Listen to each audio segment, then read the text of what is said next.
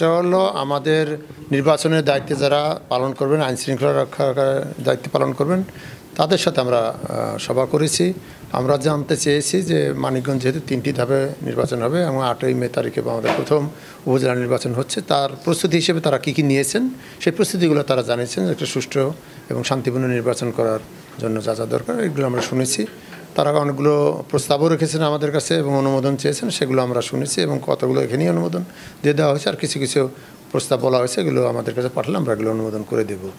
আর এছাড়া আমাদের অভিজ্ঞতার আলোকে আমরাও কিছু কিছু সাজেশন দিয়েছি এবং আমরা যে মেসেজটা দিতে চেয়েছি সেই মেসেজটা হলো যে নির্বাচনটা অত্যন্ত শান্তিপূর্ণভাবে হতে হবে, কোনো রকম আইন শৃঙ্খলা পরিস্থিতি যেন আগেও কিন্তু এক সময় ছিল যখন এটা যে কেউই নির্বাচন করতে পারতো, এর জন্য কোনো রাজনৈতিক পরিচয়ের প্রয়োজন হতো না।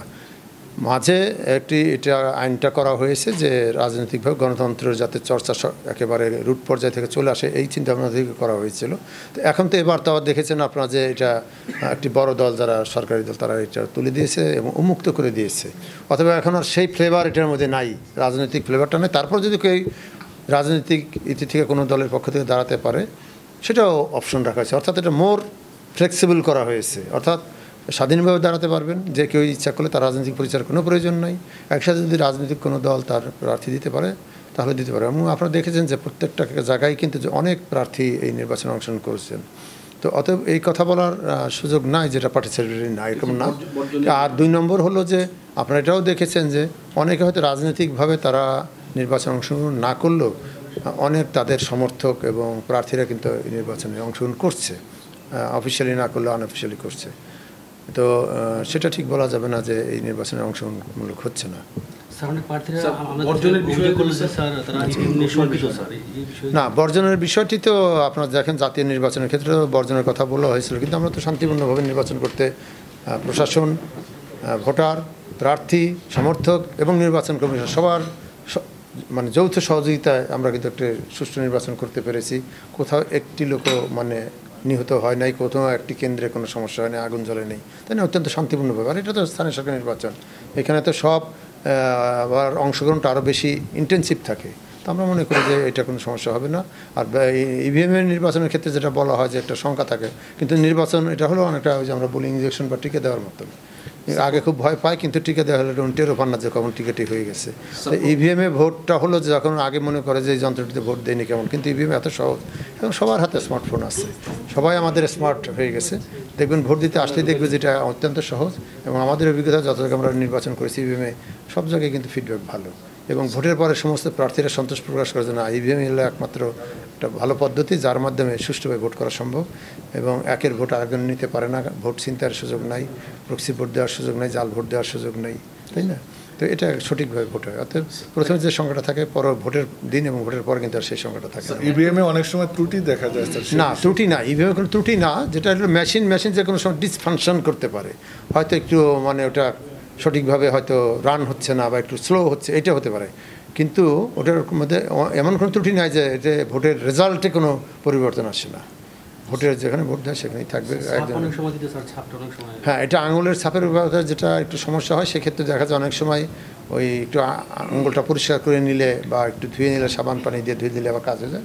আর যদি একান্তভাবে না মিলে কোনো লোকের হয়তো দেখা যায় যে এই ধরনের তারা পেশায় নিয়োজিত থাকেন বা করেন, কাজ করেন, যে আঙুলের ছাপটা অনেক সময় ঠিক মতন আসে না। কিন্তু আমরা এই রিস্কটা কমানোর জন্য আমরা 10 আঙুলের ছাপ কিন্তু নেওয়া হয়েছে। যারা নতুন 10 আঙুলের ছাপ দিলে যে কোনো একটা আঙুল মিললেই এই সমস্যাটা এখন খুব বড় আকারে হয় না। আর 2 নম্বর হলো যে আমরা চোখেরও একটা ঋষি নিয়েছি, যদিও সেটা এখানে মিলানো হয় না, কিন্তু 10 আঙুলের যে কোনো একটা আঙুল মিললে এটা হয়ে যাবে। তো আগে যে সমস্যাটা ছিল এটা অনেক কমে গেছে। এছাড়াও আমাদের প্রিজাইডিং অফিসারকে বলা আছে যে 1% পর্যন্ত, অর্থাৎ 100 ভোটের মধ্যে যদি একজনের না মিলে তাহলে সেটার ফিঙ্গারপ্রিন্ট না মিলেও তখন ওনার আইডি দিয়ে এটা ওপেন করা হয় এবং সেখানে আমাদের রেকর্ডে থেকে যায় এগুলো যে উনি কয়জনকে এটা দিয়েছেন। 500 ভোটারের ক্ষেত্রে 5 জনকে দিতে পারেন। নির্বাচনী সহিংসতা কিন্তু চলছে, কম বেশি হচ্ছে, একদম জিরো হয়ে গেছে কাল, সেক্ষেত্রে আপনাদের ভূমিকাটা কি থাকবে? আপনার সহিংসতা বলতে কি বলছেন জানি না। সহিংসতা বলতে বোঝায় যে, কারণ এখন আপনারা এই দেখেন এখানে কত মিডিয়া মানিকগঞ্জে, তাই না? কারণ আপনাদের মিডিয়ার মাধ্যমে তো আমরা একটা খবর পেলাম না, আপনাদের মিডিয়া আসলো না যে মানিকগঞ্জে সহিংসতা হয়েছে, তাহলে আমরা কেমনি বুঝবো সহিংসতা হয়েছে? না, সারা দেশে যেখানে যেখানে হয়েছে সেখানে আমরা অ্যাকশনে যাচ্ছি। শুধু তাই না, আপনারা দেখেছেন যে সিংড়ার ক্ষেত্রে যে প্রার্থী তাকে আমরা নির্বাচন কমিশন ডাকিয়েছি, তার সংশোধনের উত্তর দিতে না পারলে তার বিরুদ্ধে হয়তো একটা কঠিন ব্যবস্থা নেওয়া হবে। 2 নম্বর হলো যে একজন মাননীয় সংসদ সদস্য নোয়াখালী এলাকায় উনি তার পুত্রকে ভোট দিতে বলেছেন, দেখে তাকেও আমরা সতর্ক করেছি যে এই ধরনের কথা থেকে বিরত থাকুন। তো এবং এই ধরনের আরও আছে, এখন আপনারা হয়তো সবগুলো মানিকগঞ্জ থেকে জানেন না।